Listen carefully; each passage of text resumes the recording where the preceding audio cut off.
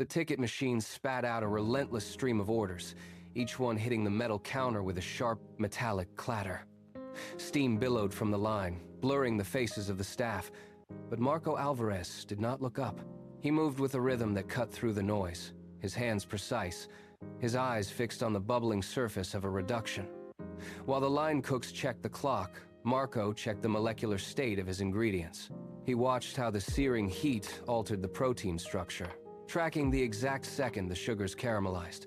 He treated the pan like a laboratory bench. When a pan flared, he adjusted the flame by a fraction of an inch, his attention entirely consumed by the physics of taste. He was not just preparing food, he was conducting a series of controlled experiments. Even as the staff shouted and the pans hammered against the burners, he remained detached from the frenzy. He pulled a spoon from the pot, tested the viscosity, and adjusted the seasoning with a single deliberate flick of his wrist. Every movement was calculated. Every result was recorded in his mind. For Marco, the kitchen was not just a place of labor. It was a space where raw elements were transformed by the application of specialized knowledge. The rush faded. The clatter of pans settled into the rhythmic scraping of steel against tile as the staff began the nightly scrub. Marco stood at the pass, his apron stained with the evidence of the shift, watching the last few plates leave the kitchen. A customer appeared at the swinging door, leaning in to catch his eye. "That sauce," the man said, pointing to the empty plate. "How do you do it?" "My kitchen at home never tastes like this." Marco paused. The question hit with the weight of a physical obstacle. He looked at his hands, then at the rows of ingredients, then at the man waiting for an answer. He recited the steps: heat, reduction, timing, but as he spoke, he saw the gap between his expertise and the man's ability to replicate it. The knowledge was trapped. It existed only within these four walls, accessible to the 100 people who sat in the dining room, but invisible to the thousands outside. He watched the customer walk away, satisfied with a few words, but Marco felt the perimeter of his world tighten. The kitchen was no longer a laboratory, it was a cage. He looked at the empty station, the cold burners, and the closed doors, sensing that his specialized craft was being wasted by its own isolation. Marco walked into his apartment and bypassed the kitchen entirely. He went to the closet, pulled out a cardboard box, and set it on his dining table. Inside was a camera. He spent the next hour clearing his space, pushing aside stacks of culinary journals to make room for a tripod. The legs scraped against the hardwood floor with a grating sound that echoed in the tiny room. He adjusted the height, peering through the viewfinder until the frame captured only the workspace he had prepared. He placed a single burner, a pan, and a set of ingredients in the center. He reached out, pushed the record button, and stepped back. The red light flickered to life. He cleared his throat, looked into the glass lens, and tried to speak, but the words felt heavy and unpracticed. He started over. He moved his hands, demonstrating the sear he had perfected over years, but the camera didn't capture the smell or the heat. It only captured the movement. He stopped, checked the playback, and frowned at the awkward angle of his own shadow. He reset the light, shifted the tripod, and started again. His apartment was no longer a home. It was a makeshift studio built on the raw hope that his knowledge could survive the transition from flame to film. The restaurant shift lasted 14 hours. By the time Marco reached his apartment, his back ached and his feet throbbed, but he did not sit down. He went straight to his laptop. He clicked the refresh button on his channel page. 2 views. He had gained 2 views in 3 days. The digital silence was absolute, a stark contrast to the roar of the kitchen. He closed the laptop, pushed it aside, and walked to the stove. He had no audience, no comments, and no sign that anyone cared about the science of the sear. He could have slept. He could have let the tripod gather dust. Instead, he reached for a bag of fresh shallots and a sharp knife. He set the camera to record, adjusted the focus ring, and began to slice. He moved with the same rhythmic precision he used at the restaurant, talking to the lens as if 1,000 people were watching. He broke down the chemistry of the caramelization process, his voice steady despite the fatigue pulling at his eyes. He repeated a sequence 4 times until the light was perfect. He was not filming for the 2 viewers he had today. He was filming to build a body of work that could exist without him. He turned off the camera at 3 in the morning, exhausted, and started the upload. Marco stopped filming his entire process and started looking at the data. He realized he was showing, not teaching. He took a marker and a roll of butcher paper, taping it to the wall above his stove. He mapped out a curriculum. He took the complex, intimidating mechanics of French cuisine, the emulsification of a hollandaise, the precise temperature control of a confit, and dissected them into 3-minute modules. He stopped assuming his viewers understood the basics. He began with the why of a technique before showing the how. He filmed the same pan from 3 different angles, ensuring every movement of his wrist was clear and repeatable. He replaced long, unedited takes with tight, focused demonstrations that cut out the wasted motion. If a step took 10 minutes, he condensed it into 30 seconds of high-impact visual clarity. He wrote scripts that focused on the chemistry of the food rather than his own narrative. He was no longer just a chef talking to a lens. He was a teacher building a system. Every frame became intentional. Every word served a purpose. He tested these new videos against his old ones, watching the retention graphs climb as he refined the delivery. He was sharpening his blade, preparing the content for an audience he had yet to meet. The upload finished at noon. Marco sat back, expecting the usual trickle of views, and opened his analytics dashboard. The graph did not move for 10 minutes. Then, the line spiked. It surged vertically, a violent red, jagged arrow pointing toward the ceiling.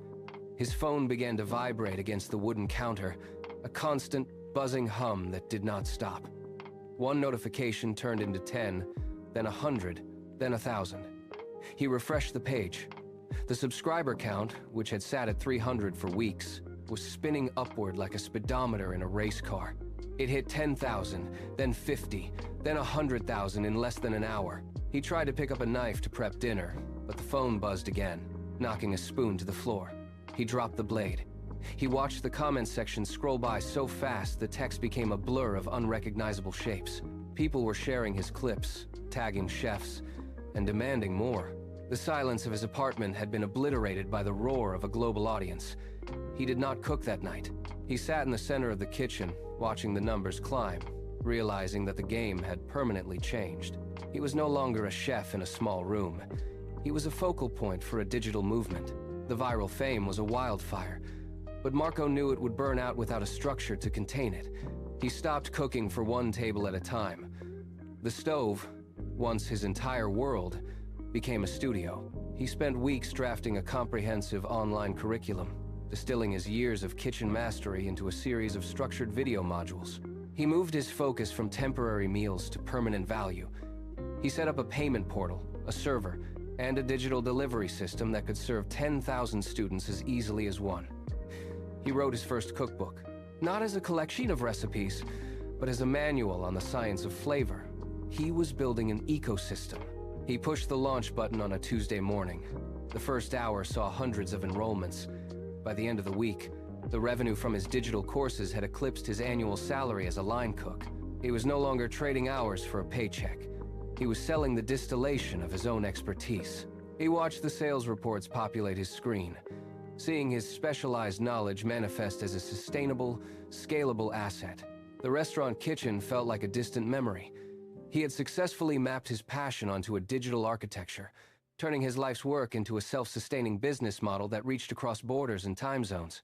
A young student arrived at his office, clutching a notebook and a set of professional blades. The student looked at the high-end equipment, then at Marco, and asked for the secret to a perfect julienne. He wanted a trick. He wanted a shortcut that would make him faster at the line. Marco did not pick up a knife. He did not point toward the kitchen. Instead, he pulled a thick, stapled document from his desk and slid it across the mahogany surface. It was a business plan. The student looked down, confused, his fingers hovering over the pages. Marco leaned forward, his voice low and steady. "Recipes are just the vehicle," he said. "They are the fuel, but they are not the destination."